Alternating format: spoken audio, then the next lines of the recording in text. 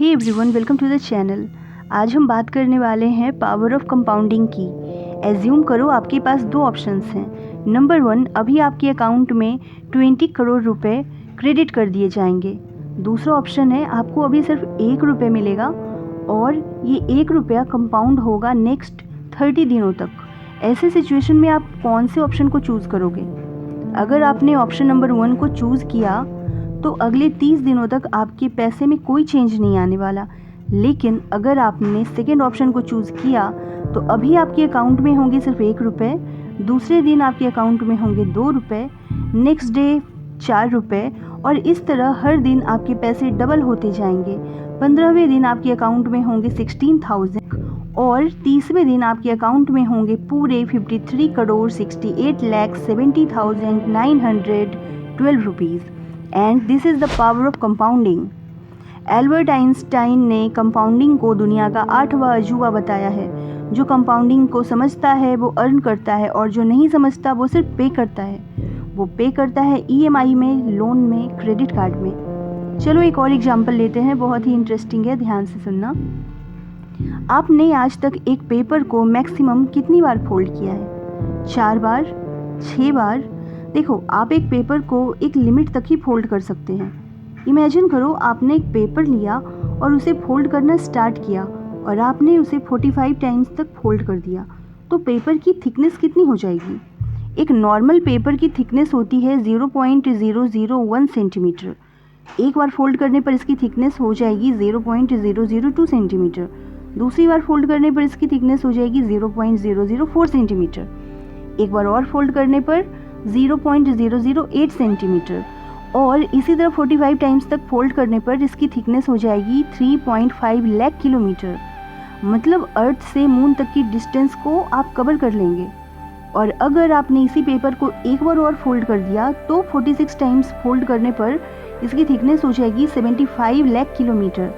मतलब अर्थ से मून तक जाने और वापस आने में जितनी डिस्टेंस कवर होगी उतनी थिकनेस हो जाएगी पेपर की।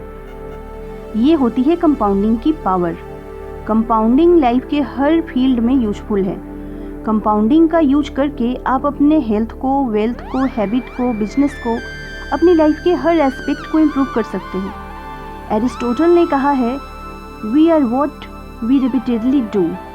मतलब हम वो हैं जो हम बार बार करते हैं। आपके सामने एक छोटा सा पेड़ है, उसे ज़मीन से निकालना कितना आसान होता है ना, क्योंकि अभी उसकी जड़ें मजबूत नहीं हुई है। लेकिन अगर कोई पेड़ बहुत बड़ा है तो उसे ज़मीन से निकालना बहुत मुश्किल हो जाता है, क्योंकि अब उसकी जड़ें बहुत डेवलप हो चुकी होती हैं। अब वो पेड़ आसानी से निकलेगा नहीं। हमारे हैबिट भी जितने ज़्यादा पुराने होते हैं उसकी जड़ें उतनी ज़्यादा मजबूत होती चली जाती हैं। हम सब ने स्कूल टाइम में Newton's first law of motion तो पढ़ा ही है। जो ऑब्जेक्ट रेस्ट में है वो रेस्ट में ही रहते हैं जब तक उस पर कोई एक्सटर्नल फोर्स अप्लाई ना किया जाए, और जो ऑब्जेक्ट मोशन में है वो भी मोशन में ही रहते हैं जब तक कोई मोमेंटम उसे रोक न दे। मतलब जो लोग टीवी के आगे बैठे हैं वो बस टीवी के आगे ही बैठे रहेंगे, लेकिन जो लोग अपनी लाइफ को इम्प्रूव कर रहे हैं, कुछ बड़ा करने की कोशिश कर रहे हैं, वो बड़ा करते चले जाएंगे। एक बार जब आपका मोमेंटम बन जाता है तो काफ़ी सारे काम आसान हो जाते हैं। आपका रिजल्ट खुद को कंपाउंड कर लेता है। जब एक रॉकेट लॉन्च होता है तो स्टार्टिंग में वो इतनी एनर्जी लेता है जितनी एनर्जी शायद वो अपने पूरे ट्रिप में भी नहीं लेगा, क्योंकि उसे ग्रेविटी के पुल से बाहर निकलना होता है। एक बार वो बाहर निकल जाता है फिर बहुत आसानी से वो अर्थ के ऑर्बिट में पहुंच जाता है। आपकी पुरानी हैबिट भी ग्रेविटी की तरह ही है, जिसे तोड़ने में आपको बहुत मेहनत करनी पड़ेगी। लेकिन जब आप बार बार कोशिश करेंगे तो आप में भी वो मोमेंटम आ जाएगा जो आपके रिजल्ट को कंपाउंड कर देगा। जिस भी स्किल को आपने एक कंसिस्टेंसी के साथ कर लिया, वो स्किल एक टाइम के बाद खुद को कंपाउंड कर लेती है।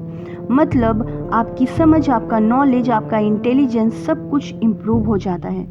बस ज़रूरत है आपकी फर्स्ट स्टेप लेने की और आपकी कंसिस्टेंसी की। अगर ये वीडियो पसंद आए तो प्लीज़ वीडियो को एक लाइक करना और हमारे चैनल को सब्सक्राइब कर लेना, और आप अपना फीडबैक हमें कमेंट बॉक्स में ज़रूर दें। Thanks for watching.